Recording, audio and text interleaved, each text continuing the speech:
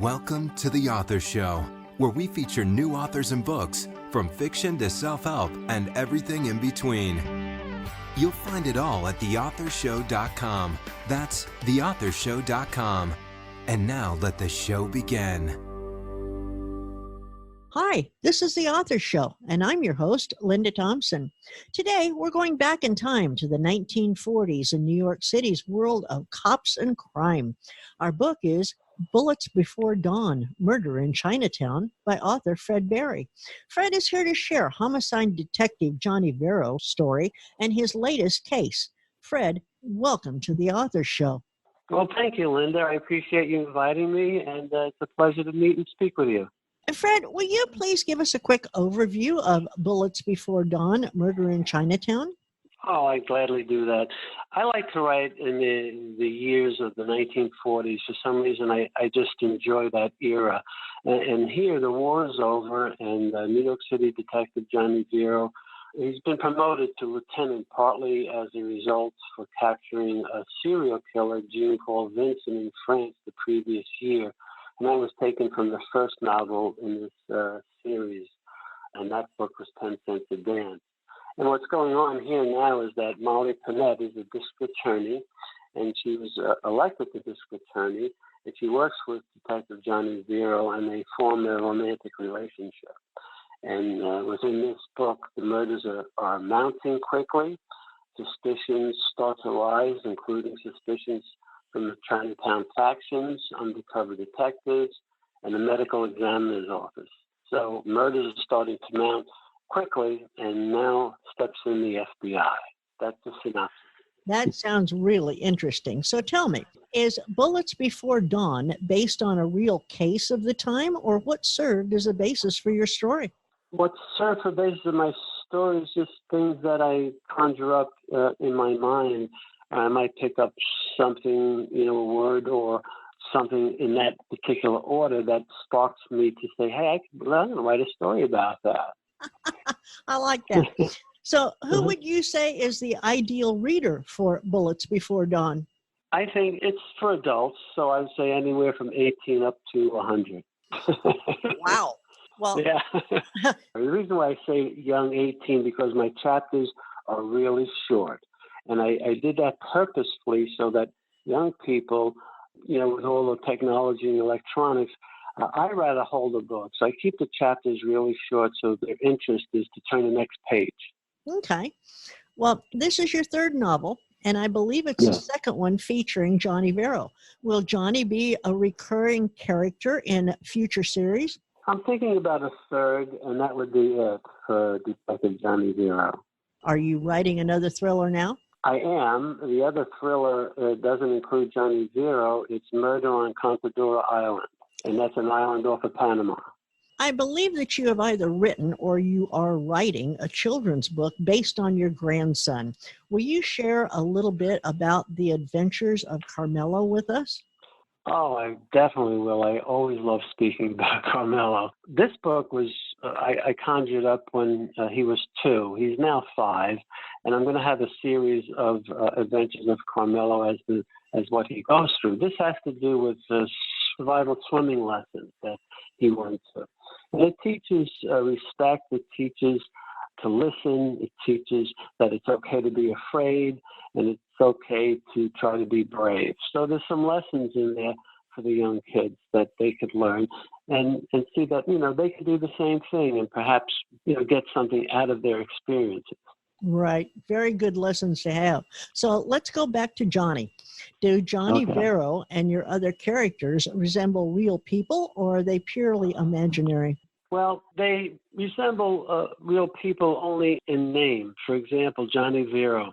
I grew up in New York, and my friend John also grew up in New York, and we were neighbors. We went to school together, and later on he became a policeman in Yonkers, and then from there became a detective with the White Plains District Attorney's Office.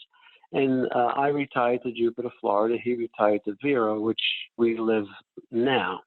And he passed away.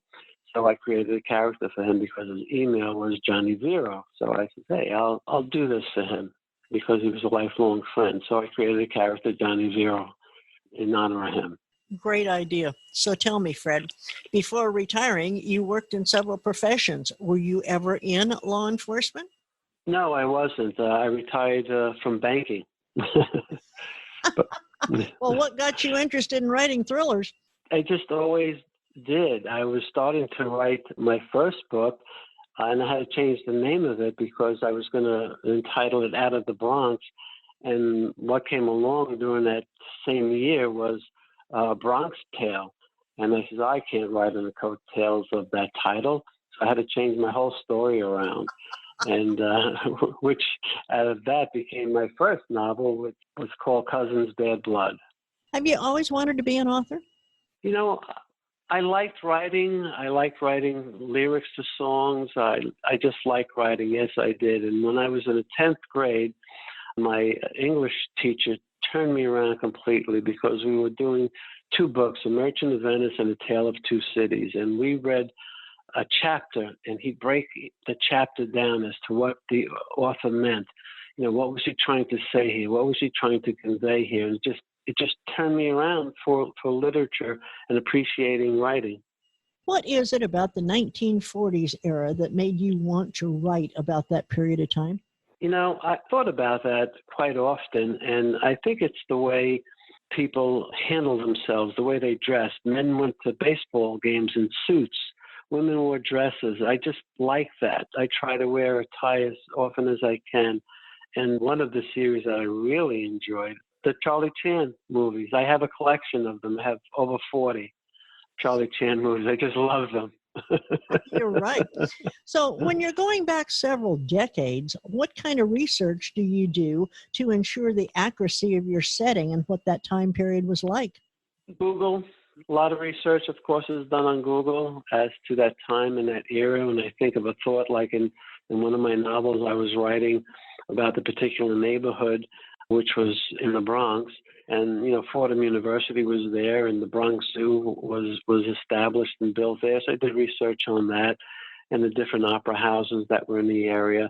That's the type of research. Once you have something in mind, it's easily, readily available online to take a look at it. If you had to compare Bullets Before Dawn with any other, what would that other book be? Oh, that's an interesting question. I'd have to compare it to one of mine because I really try not to read other authors in fear of plagiarism. You know, you pick something up and you put it in unconsciously, and, you know, down the line, someone will turn around and say, hey, that was mine. So...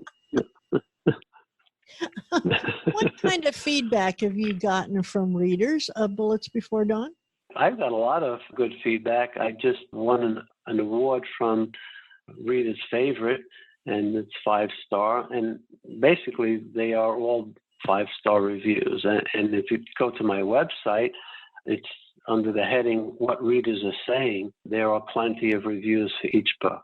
Well, congratulations on the award. Thank you. What would you say is the moral of the story in Bullets Before Dawn? The moral of the story is they had a trouble. Don't be a criminal. Well, I guess it can't get much better than that, can it? No, you can't. You know, you don't want to go to prison or get shot. Fred, will you please read a short excerpt from Bullets Before Dawn for our listeners? Sure, I would love to. I want to take this from chapter 2. It says, Angie answered the telephone in a whisper, trying not to wake her father. Hold on, I hear him, she said, holding the receiver out into the hallway. Oh, Lieutenant, she sang, it's Molly, telephone. I'm sorry to bother you, Johnny, Molly said. It's okay, he said, glaring at his daughter, rolling her eyes on cue, pivoting away just in time. Molly Penett, New York City's district attorney and homicide detective Johnny Vero, spent New Year's Eve together, unbeknown to his daughter Angie, home from college. There was a shooting on Mott Street, south of Canal. Here's that first homicide of the new year we are now coming into view. Oh, 5 Points. I hate that place, he murmured. It's a notorious slum, governed unofficially by Chinatown's underground. You know, businesses, disputes, anything that goes on, whether legal or not, the underground manipulates it for their own benefit. There's going to be one hell of a case to get into, Molly. I know, Johnny. Was it the Leon or Hip St. Tongs? Do you even know yet?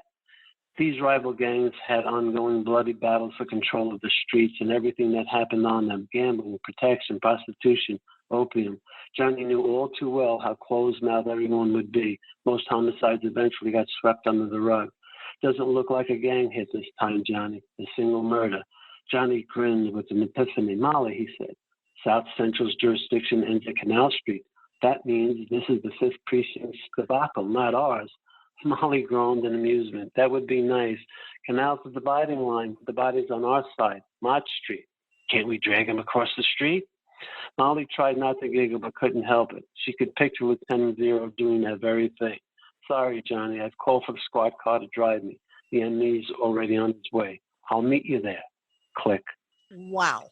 Okay, now I got to start reading. So tell me, Fred, where can we learn more about you, about your other books, and most of all, where can we purchase Bullets Before Dawn, Murder in Chinatown? Well, thank you for asking. You can get it on my website. Very simple. It's my name, fredberri.com, and Berry is spelled B-E-R-R-I, fredberri.com. And we can buy your books off your website? On my website, under the heading, the library, that's where all the books are listed. Click purchase, and it will take you to purchase. Thank you. We've been talking with Fred Berry, author of Bullets Before Dawn, Murder in Chinatown. Fred, I'm about halfway through your book, and I can't wait to finish it. This is one of my favorite genres, and Johnny Vero is a fascinating character.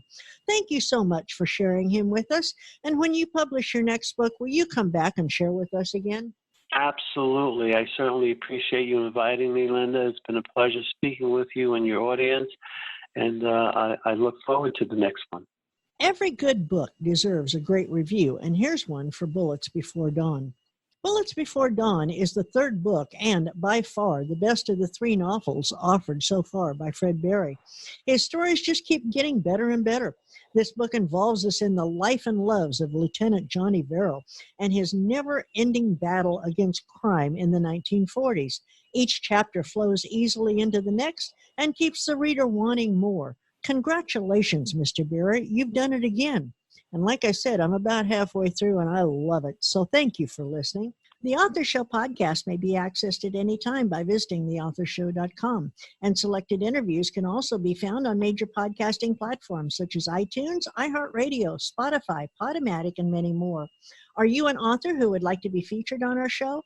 Please visit theauthorshow.com and complete the interview request form so that we may contact you. Marketing is seldom easy for authors, and the Author Show is a great way to promote your work worldwide using a high-quality interview that can make a real impact. Please visit our site daily as we continue to introduce wonderful authors of really interesting books on The Author Show. Thanks for listening to The Author Show. Find out more about authors and their work at theauthorshow.com. Theauthorshow.com. Tune in next time to another great author on The Author Show.